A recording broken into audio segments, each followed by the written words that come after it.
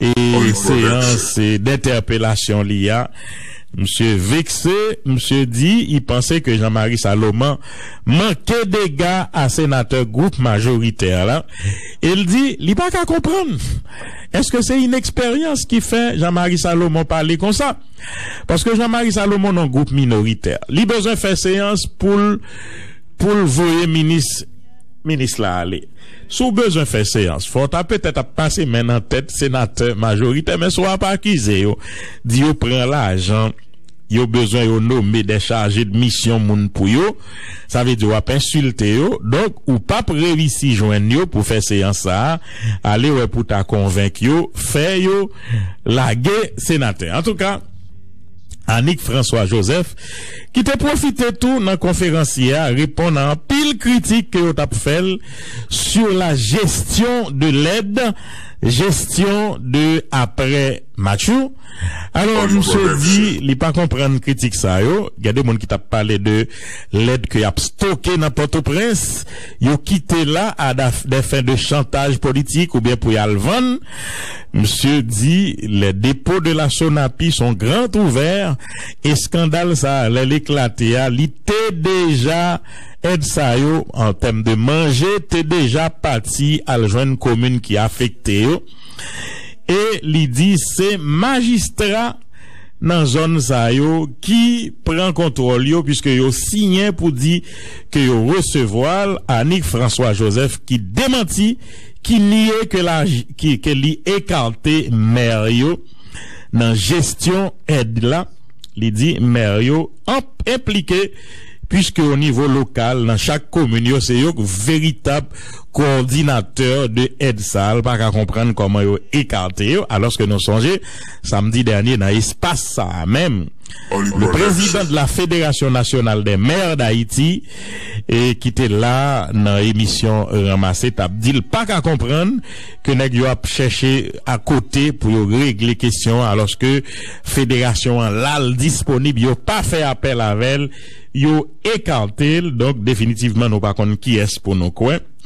En tout cas, c'est ça et président fédération t'est annoncé. Et puis dans la conférence ça, Yves Romain Bastien vient à des informations qui étaient intéressantes puisque qu'on y a nous gon chiffre pour nous dire est-ce que chiffre ça réel, est-ce que le prend en compte d'abord véritable perte que paysans dans toute région ça a fait.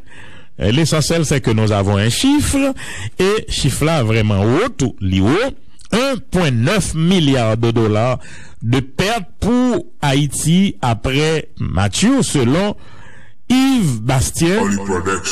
Des centaines de morts et de blessés, des plantations dévastées, écrit le journal Le Noveliste et qui t'a rapporté conférence ça, des maisons détruites, des ponts et des routes coupées, des têtes de bétail emportées par les eaux en furie.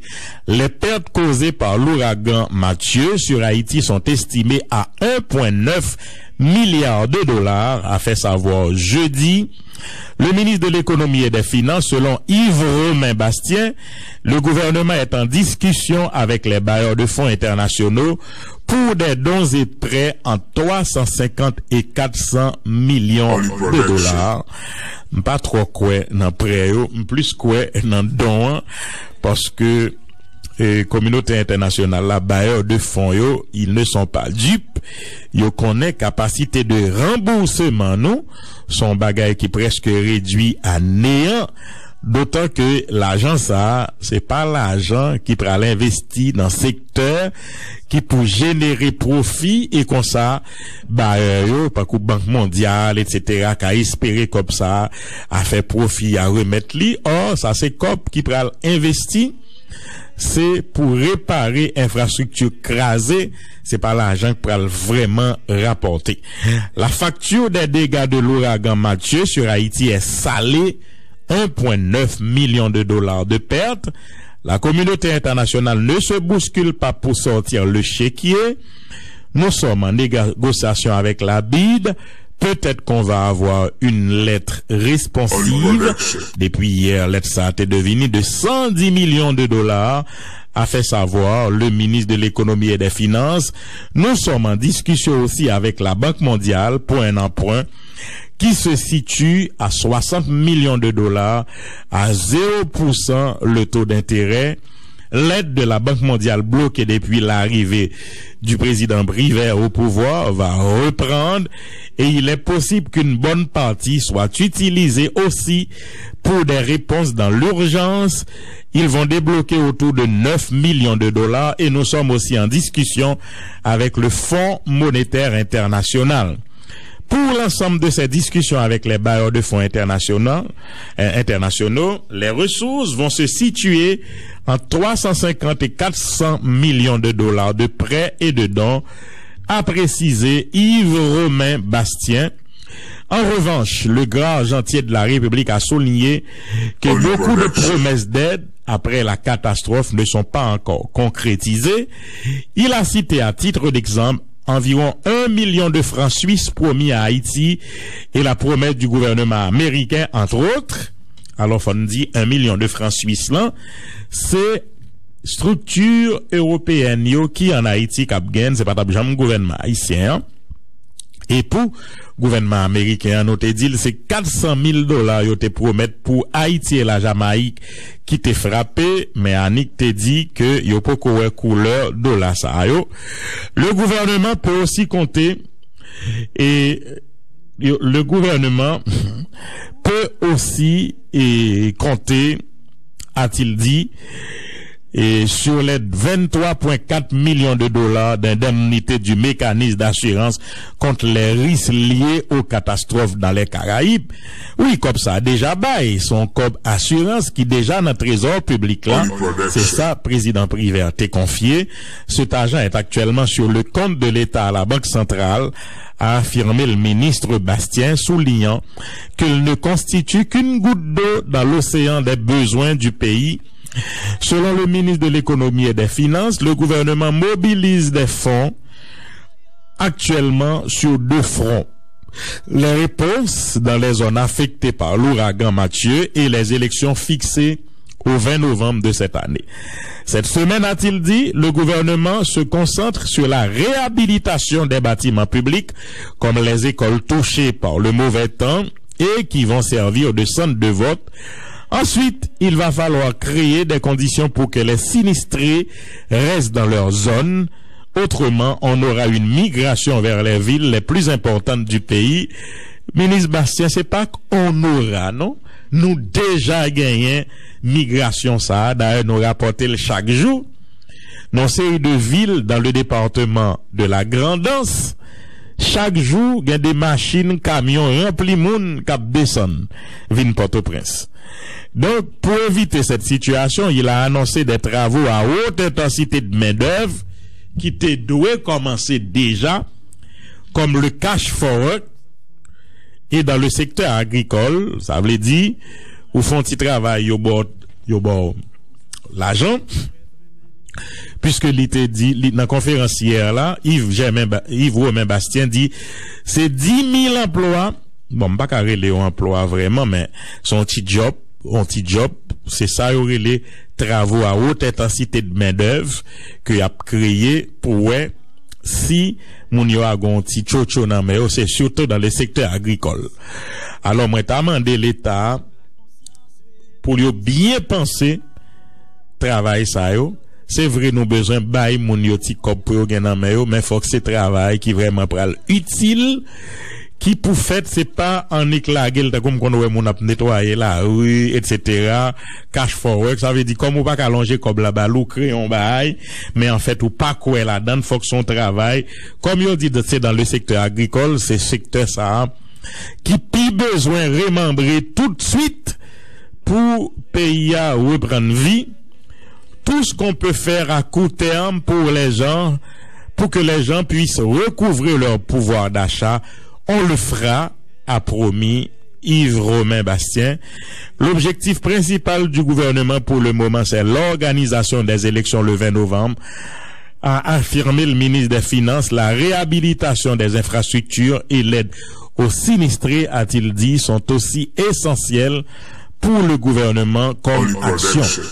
Monsieur Bastien comme Jocelyn Privert croit qu'il faut mettre de l'ordre dans la distribution de l'aide dans les départements dévastés par l'ouragan. Alors, Fomdou, dans la conférence hier là, Yves Romain Bastien critiquait le fait que nous trois sectaires en question ça, toute partie politique comme si voulait revendiquer un bagaille, c'est ça que fait que alors il pas dit tout ça l'envie dire parce que gon pile critique dans la rue comme quoi gain de responsables cap serré aide là puisque campagne pour l'ouvrir pour joindre ni pour aller faire campagne avec ça son bagaille qui cynique sans doute c'est ça Bastien t'as besoin vinn souler mais il pas dit très clair Bastien 153 millions de gouttes ont été mises à la disposition des travaux publics pour dégager les routes et permettre une meilleure circulation dans toutes les zones touchées par les intempéries. Il a aussi été demandé au ministre de l'Agriculture un plan pour ne pas rater les prochaines campagnes agricoles. Les politiques et les parlementaires ne ratent jamais une occasion pour critiquer la gestion post-Mathieu du gouvernement qualifié comme une autre catastrophe après les dégâts de l'ouragan. À ces critiques, le ministre de l'économie et des finances répond en faisant remarquer que le pays se trouve dans une période électorale et que des gens voudraient avoir une partie de l'aide pour assurer eux-mêmes la distribution. Voilà, c'est ça le dit. Selon lui, le gouvernement a fait l'effort d'envoyer dans les régions affectées l'aide nécessaire, mais des particuliers sur le terrain cherchent à en tirer profit. Faut que l'État contrôle ça. Je pense que c'est mesquin, a-t-il dit, tout en reconnaissant qu'il reste encore beaucoup à faire pour les victimes.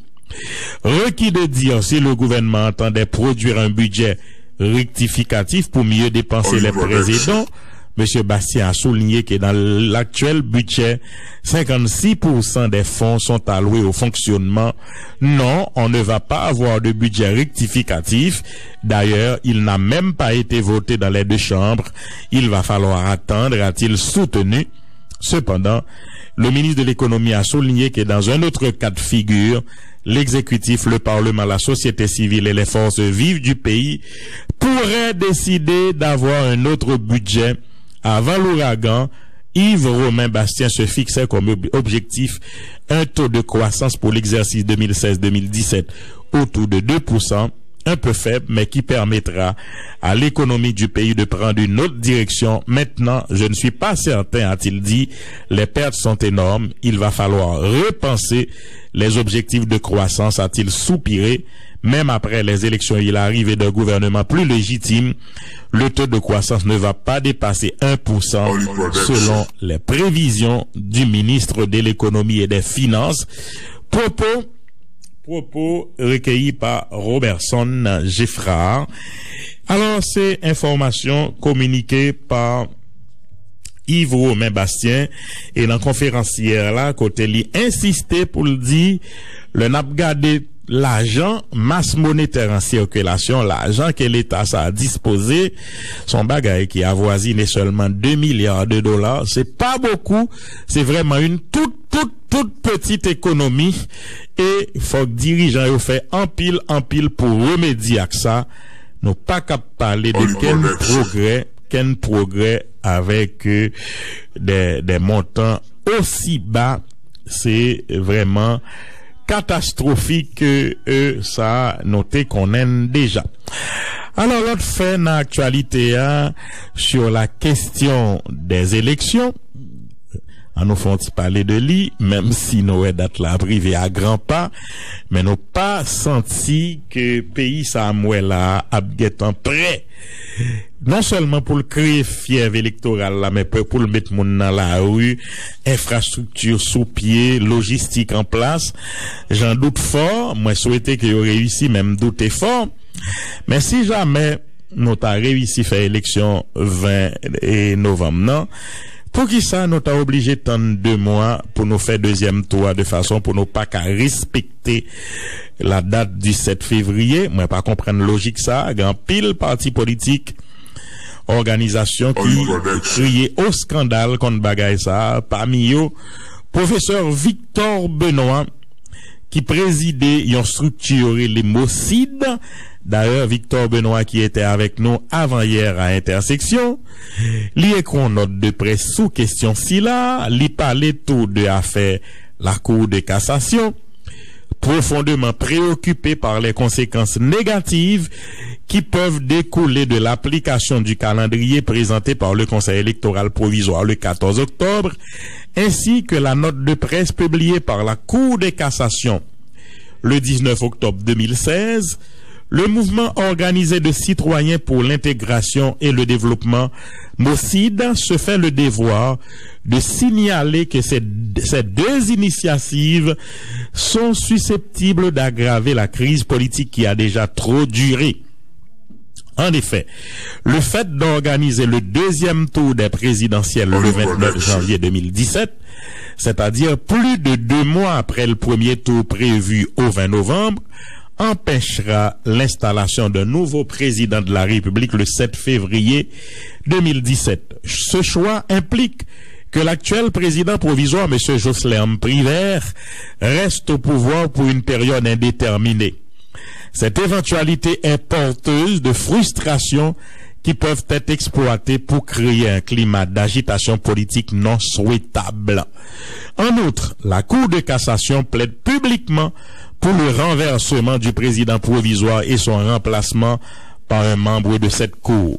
Conformément à l'article 149 de la Constitution de 1987, avant l'amendement de 2011, ça veut dire la Constitution non amendée, dans le contexte politique actuel, cette option est également mauvaise parce qu'elle signifie que le pays reste toujours dans le provisoire avec tous les aléas qui peuvent en découler.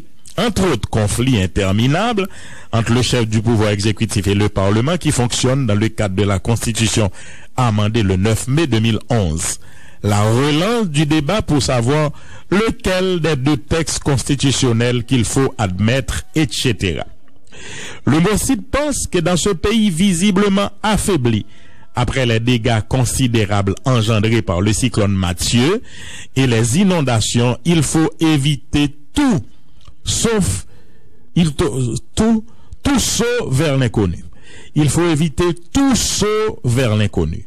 Il suggère que tous les acteurs se ressaisissent et se mettent d'accord pour le déroulement des 2 tours des élections entre 20 novembre 2016 et la première quinzaine de janvier 2017. Ainsi, le CEP pourra proclamer les résultats définitifs à la fin de janvier 2017 et le nouveau président élu pourra entrer en fonction le 7 février 2017 et ce sera tant mieux pour Haïti avec le retour à l'ordre constitutionnel. Le MOCID sait que la condition première pour arriver à l'échéance du 7 février 2017 réside dans un consensus entre tous les secteurs autour du processus électoral. Dans cet esprit, il demande au président provisoire chargé d'assurer la continuité de l'État, article 136 de la Constitution, d'organiser dans le meilleur délai une rencontre politique avec le CEP, les candidats à la présidence, en vue de se mettre d'accord sur le principe de refondre le calendrier électoral pour permettre l'installation d'un nouveau chef d'État le 7 février 2017. Somme toute, le MOCID met en garde contre toute action susceptible d'aggraver la crise politique et plaide pour la tenue de bonnes élections devant aboutir à l'installation d'un nouveau chef d'État en février, le 7 février 2017. Victor Benoît, président du MOCID, faut nous dire que plusieurs structures politiques, notamment Tête Calée, Famille Lavalas, yo même tout, yo pas d'accord cette idée d'organiser le deuxième tour des élections plus de 2 mois après premier tour. Question pour yo vin pas gain temps installer un président le 7 février 2017. En pile l'autre fait dans l'actualité, pas oublier nos gain prison à Kae qui écrasé dans des conditions que l'on sait, avec un pile gros prisonniers de grand chemin qui en cavale. Prison ça, je l'ai visité en 2 occasions. m'te pensé que le offert quand même un minimum sécurité, c'était le cas. Alors c'est pour ça que faut qu'on enquête sérieux qui menait pour connaître comment prisonnier ça yo fait sauver. Yo commencé timidement à Kembenayo. La PNH annonce la capture de 15 des 172 détenus qui se sont évadés de la prison de l'Akae.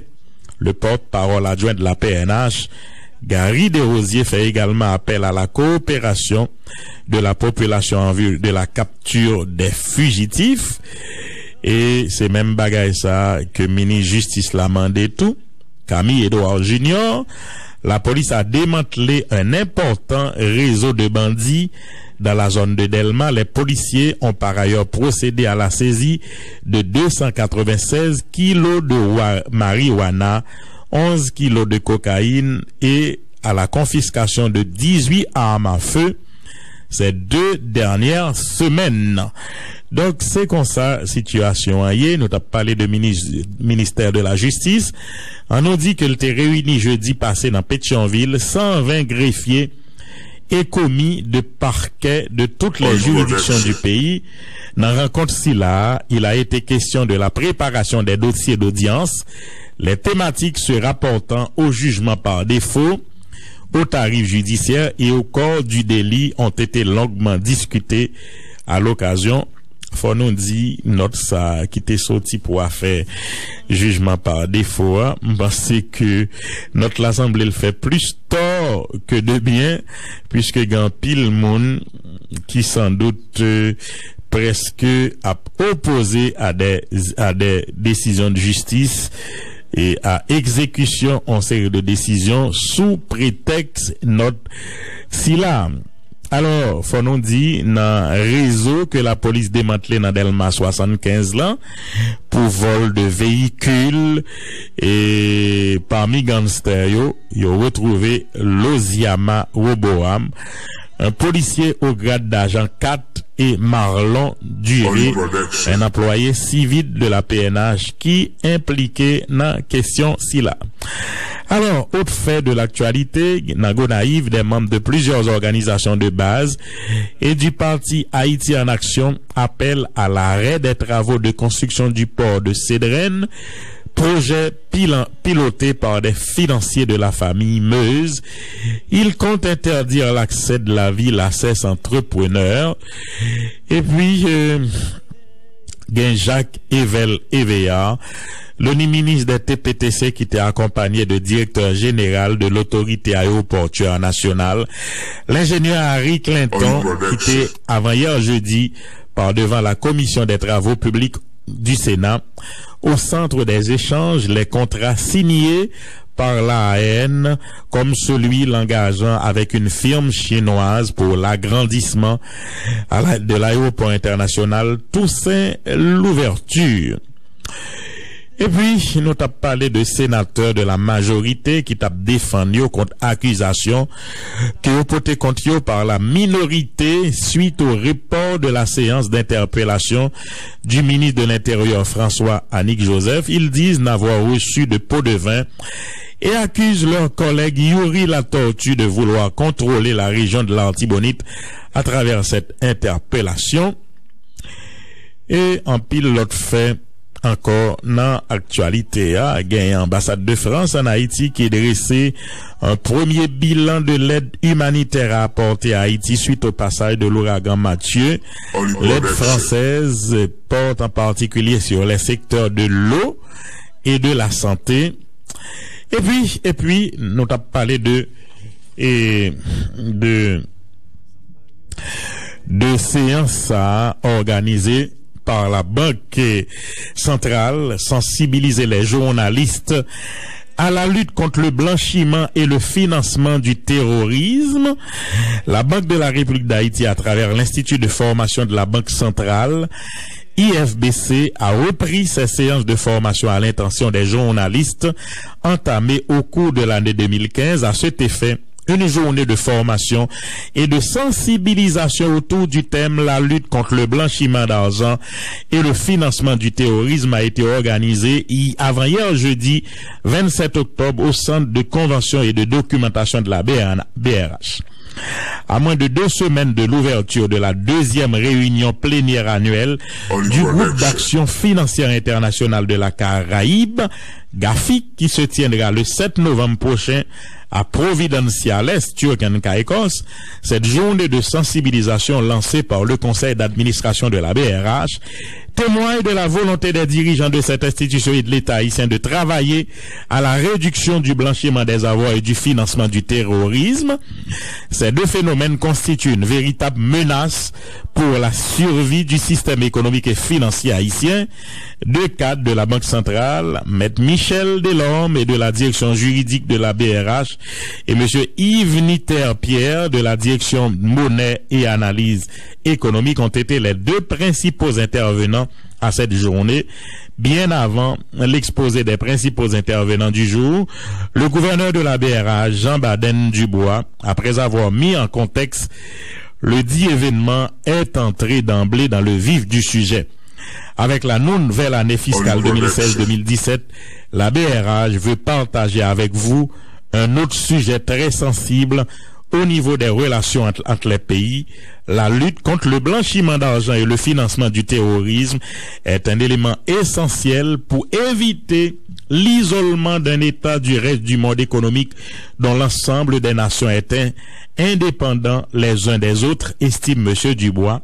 S'adressant aux journalistes, ce dernier a laissé entendre qu'il est important pour la BRH que ce sujet soit bien compris et abordé par la presse pour qu'elle puisse transmettre au grand public les informations qui lui permettent d'éviter les comportements susceptibles de mettre en péril la situation déjà fragile de notre pays.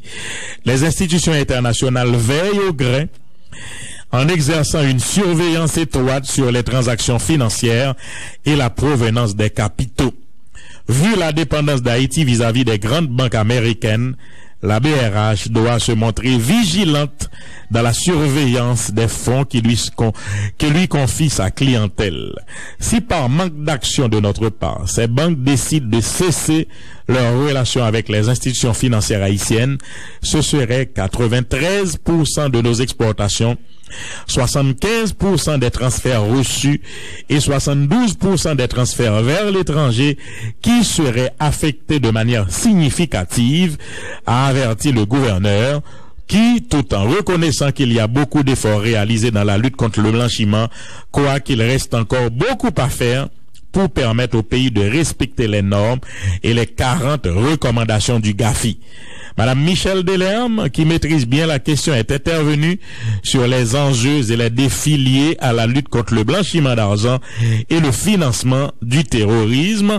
Donc c'était vraiment un bon séminaire pour journalistes qui était organisé par la BRH jeudi dernier.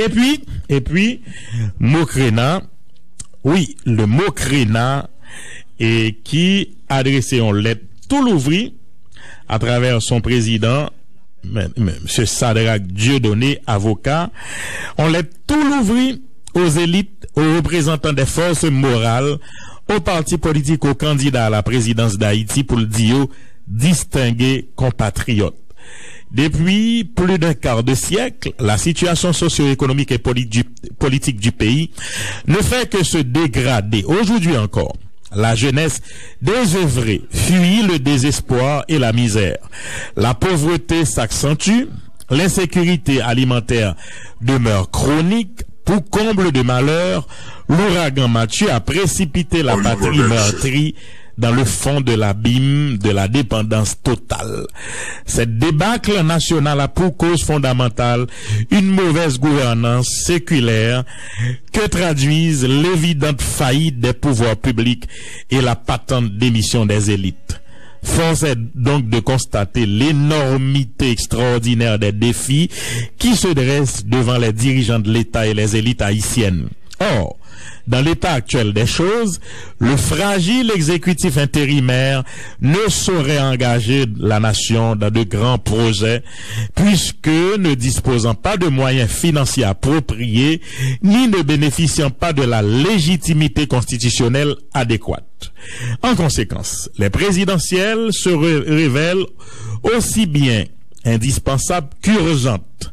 Elles doivent être tenues dans le meilleur délai, mais dans des conditions acceptables. Cependant, nous nous empressons de vous prévenir que l'élection du nouveau président de la République, même en respectant toutes les normes constitutionnelles et légales, ne pourra pas faciliter le redémarrage du pays en l'absence d'une stabilité politique certaine, de la transformation de notre système politique désuet et d'un projet national de développement viable avec la participation de tous dès leur conception jusqu'à leur mise en œuvre. En d'autres termes, tout président de la République, tout gouvernement et toute formation politique parvenue au pouvoir sont condamnés à l'échec s'ils commettent l'erreur de ne pas obtenir le ralliement indispensable pour le sauvetage national. Dans ce contexte, nous tenons à proposer aux acteurs de la société civile organisée en général, aux représentants des forces morales du pays en particulier, de prendre l'initiative de réunir les candidats à la présidence, du moins les 10 mieux placés dans la course électorale. Ces aspirants chefs de l'État seraient encouragés à signer, avant la tenue du scrutin du 20 novembre prochain, un accord de principe qui les engagerait à rechercher, après l'installation du nouveau président de la République, une entente nationale durable. Les grandes lignes de ce acte pourraient être esquissées ainsi. Le prochain président de la République s'engage à former avec les partis politiques qui le désirent, à son invitation, un gouvernement de salut public pendant toute la durée du prochain quinquennat. Le président de la République qui sortira des prochaines joutes s'engage à convoquer dès son installation au pouvoir les forces vives de la nation, à l'intérieur comme à l'extérieur du pays, en vue d'organiser des assises nationales sincères et inclusives avec pour finalité l'élaboration et l'exécution d'un plan de modernisation politique et d'un plan de développement national pour 30 ans. Les partis signataires s'engagent à se joindre au prochain chef de l'État régulièrement élu pour concevoir et implémenter un plan de réforme de notre système politique et un plan de développement national à long terme. Les formations politiques qui auront choisi de militer dans l'opposition agiront toujours dans l'intérêt national, dans le strict respect de la loi. Distingués compatriotes, nous ne le répéterons pas assez. Tirer Haïti du bourbier revient à créer des richesses et des emplois massifs pour une population sans cesse croissante. Réformer la justice, la police et l'administration publique, rapatrier la souveraineté nationale, etc. Un tel agenda ne peut être exécuté que par une société unie et solidaire dans un environnement de stabilité politique. Dans le cas contraire, nous continuerons à attendre vainement l'affluence de l'aide et de l'investissement étranger ainsi que la prospérité des entreprises nationales, d'où l'impérieuse nécessité d'une concorde nationale historique. Nous espérons vivement donc que chacun de nous puisse se transcender et agir diligemment pour le salut de la patrie commune. Que l'Éternel Dieu nous vienne en aide. Pour le Mocréna, Maître Sadrach Dieudonné, avocat président, qui fait proposition là. Alors merci de votre écoute, merci de votre fidélité. Ramassez pral laguer puisque invité nous commencé arriver en studio. N'a pas mandé Silayo qui pat monter cheval là, c'est bourrique là t'es monté pour yo faire arriver plus vite de façon à ce que nous démarrer et tout de suite pour nous finir émission hein, comme toujours à l'heure à 1h exactement. Merci encore le fait que nous choisi Caraïbes et ramasser pour nous informer nous matin et merci voilà que nous avons en pile sujet pour nous débattre matin nous saluer deux Silayo deux invités sayo deux et anciens dans 49e nan qui là et un troisième qui dans couloir et l'autre cas privé merci n'a pral démarrer te merci deux invités à nous voilà que nous gain plus n'a pral démarrer tout de suite pour nous pas perdre du temps gan pile bagaille pour nous parler. Bon écoute à tous et à toutes, n'a tourné tout de suite après pause là. J'y mets la vie, j'y mets l'amour, j'y mets lumière. En 2004, Samba yo prend la rue. Pour yo sauver nation, changer mentalité yo. Chercher, j'y mets la Femme haïtienne, son merveille. Jessifra dit sans pareil. Oui, gardez mon Jessifra fait New York. Mes amis, gardez mon Jessifra fait dans Miami. Adje! Oh, gardez mon Los Angeles. Gardez mon Jessifra fait à Paris. Sans compter Guyane, Martinique, etc. Mes amis, Kounia c'est tout par mon Port-au-Prince. Oui, samedi 5 novembre 2016. Depuis 3 effets, bang! Dans la cour Gymnasium Vincent Rue Romain, troupe Jessifra présenté pièce moment. Le malheur de l'amour. Nous sommes jalouses et amoureuses. À la misère m'a passé un bon mouche garçon qui pas comprendre. Le malheur de l'amour, une tragique